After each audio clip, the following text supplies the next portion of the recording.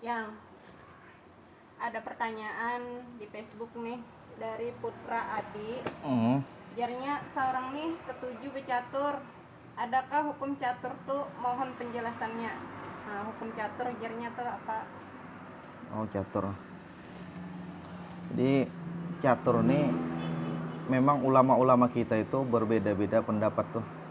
Ada yang mengharamkan, ada yang memakruhkan, ada yang membolehkan. Akan tetapi di dalam mazhab kita, mazhab Syafi'i itu semaksimal-maksimalnya hukum itu ya makruh aja dalam bercatur tuh. Kenapa? Sebab karena kadada dalil yang mengarahkan ke sana. Karena kan kaidah usul itu al aslu fi syai'i ibahah. Asal-asal setiap sesuatu itu adalah boleh, mubah, selama kadada datang dalil yang mengharamkan, memakruhkan, menyunahkan, mewajibkan. Selama itu kadada, maka hukumnya tetap boleh. Tetap boleh. Tapi mun nyekina datang dalil, misalnya ada dalil yang memadahkan haram, maka jadi haram. Nah, bacatur ini kadada dalil sahihnya, karena dalam hukum ini mesti dalilnya itu mesti kalaunya hadis itu hadis sahih,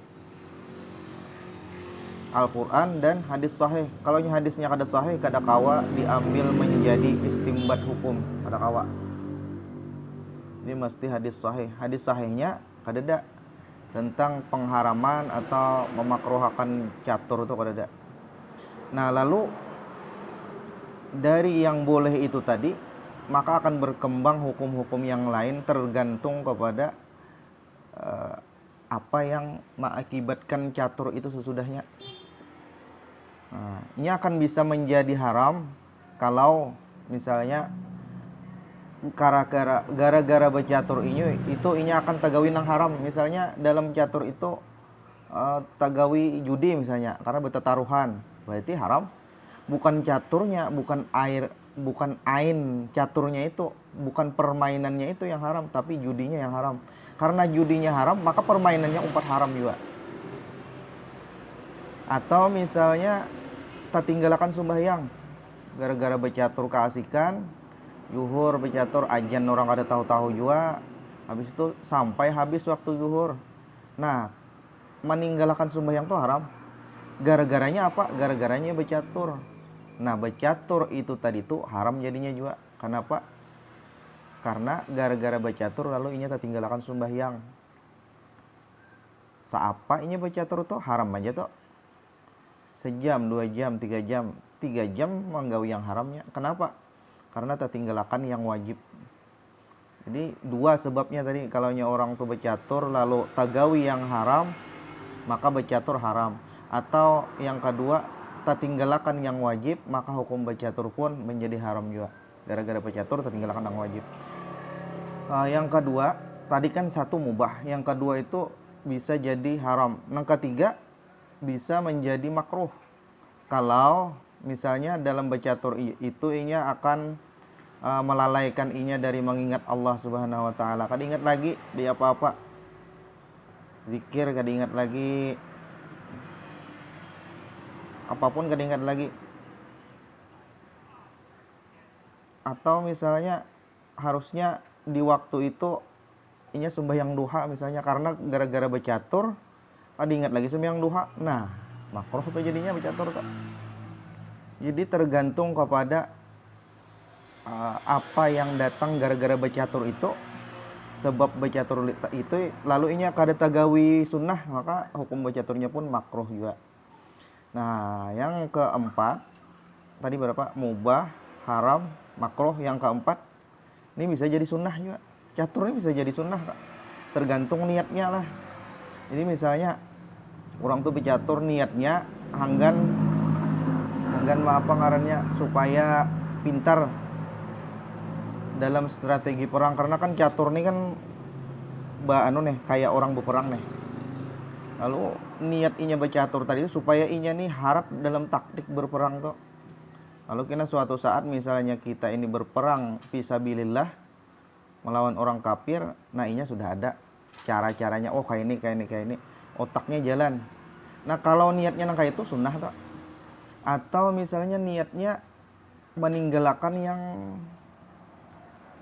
yang haram, misalnya kayak ini, aku nih becatur nih, munnya aku nih kada becatur nih bisa duduk di sebelah sana tuh nah, mabuk-mabukan. Mabukan tuh kan haram. Lalu inya ini untuk meninggalkan itu, inya mengolah kegiatan dengan becatur. Nah, caturnya jadinya berpahalanya. Kenapa? Bukan caturnya yang berpahala, karena inya meninggalkan yang haram. Atau misalnya munnya kada becatur, inya pada saat itu berjudi tak? Atau munnya kada becatur memperkosa orang tak? Pokoknya munnya segala sesuatu niatnya itu tadi tuh untuk meninggalkan yang haram, yang makruh, maka hukum becatur tadi itu berpahala, sunnah jadinya. Jadi catur nih sesuatu yang boleh dan tergantung kepada sebab yang mendatang darinya. Tadi haram tadi ada tambahannya.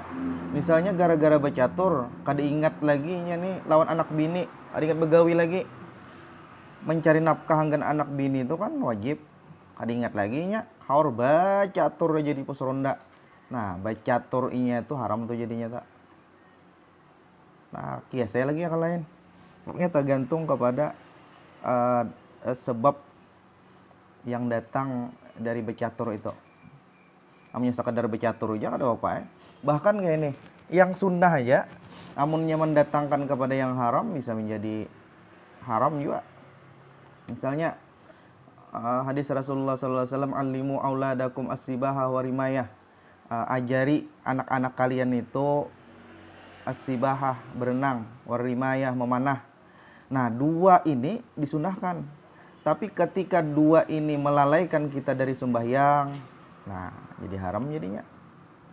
Gara-gara memanah, bermainan aja panah-panahan, ingat lagi sembahyang.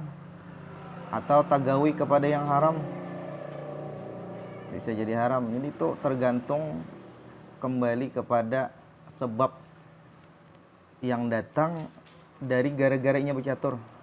Dari gara-gara ini nah, kada catur aja tadi. Bedom kah? Maunya di dalam bedom itu membawa kepada judi atau memang domnya itu judi? Sama toh. Seberataan. Jadi sesuatu itu yang asalnya boleh bisa menjadi haram, bisa menjadi makruh, bisa menjadi sunnah, tergantung kepada apa yang datang sesudahnya. Lain misalnya memang haram berdahulu sudah. Nya haram berdahulu, kada kawa berniat-niatan tetapi haram biar niatnya bagus. Wallahu a'lam bishawab.